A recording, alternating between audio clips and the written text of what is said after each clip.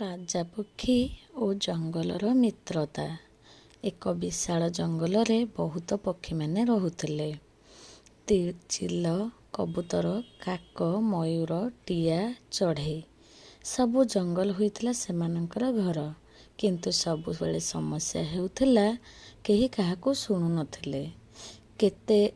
କେବେ କାକ ବହୁତ କାଁ କାଁ କରୁଥାଏ ତ କେତେବେଳେ ଚିଲ ଛୋଟ ପକ୍ଷୀକୁ ଡରାଇ ଦେଉଥିଲା। ମୟୂର କହୁଥିଲା, ମୋର ପୁଚ୍ଛ ସବୁଠାରୁ ସୁନ୍ଦର। ଛୋଟ ଚଢ଼େଇମାନେ ବିଚାର କଲେ, ଯଦି ଆମେ ସମସ୍ତେ ଏକାଠି ରାଜା ବାଛିବା, ତେବେ ଜଙ୍ଗଲରେ ଶାନ୍ତି ରହିବ। ଏଥର ରାଜା ବାଛିବା ପରୀକ୍ଷା ଆରମ୍ଭ ହେଲା। ସମସ୍ତ ପକ୍ଷୀମାନେ ଏକାଠି ହେଲେ। କାକ କହିଲା, ମୁଁ ବହୁତ ବୁଦ୍ଧିମାନ, ମୋତେ ରାଜା କର। ମୟୂର କହିଲା, ମୋର ନାଚକୁ ଦେଖ, ସବୁଠାରୁ ସୁନ୍ଦର ମୁଁ ଯୋଗ୍ୟ।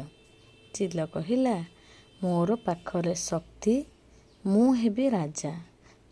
ଛୋଟ ଚଢ଼େଇ କହିଲା, ସତ୍ୟ ରାଜା ଯିଏ ସବୁଙ୍କୁ ସୁରକ୍ଷା ଦେଉଛି, ସବୁଙ୍କୁ ସମାନ ଭାବେ ଦେଖୁଛି। ସେମାନେ ତିନୋଟି ପରୀକ୍ଷା ରଖିଲେ। କିଏ ଅଧିକ ଉଚ୍ଚରେ ଉଡ଼ିପାରିବ, କିଏ ସୁନ୍ଦର ସ୍ୱରରେ ଗାଇପାରିବ, କିଏ ଅନ୍ୟମାନଙ୍କୁ ସାହାଯ୍ୟ କରିପାରିବ। ପରୀକ୍ଷା ଆରମ୍ଭ ହେଲା। ଚିଲ ଅଧିକ ଉଚ୍ଚରେ ଉଡ଼ିଲା। ମୟୂର ସବୁଠାରୁ ସୁନ୍ଦର ନାଚିଲା। କବୁତରୀ ସୁନ୍ଦର ଗୀତ ଗାଇଲା। କିନ୍ତୁ ଶେଷ ପରୀକ୍ଷାରେ ଏକ ଛୋଟ ପକ୍ଷୀ ଫାଶରେ ଧରା ପଡ଼ିଲା। ଚିଲ, ମୟୂର, କାକ କେହି ସାହାଯ୍ୟ କଲେନି। କିନ୍ତୁ ଟିଆ ଓ ଚଢ଼େଇ ମିଶି ତାକୁ ଉଦ୍ଧାର କଲେ। ଏଥର ନୂଆ ରାଜା ବାଛିବା ଆରମ୍ଭ ହେଲା।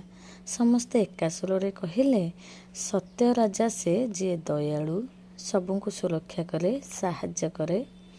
ତେଣୁ ପକ୍ଷୀମାନେ କବୁତରକୁ ରାଜା କଲେ।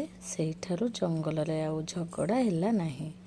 ସମସ୍ତ ପକ୍ଷୀ ଏକାଠି ହୋଇ ମିତ୍ରତାରେ ରହିଲେ।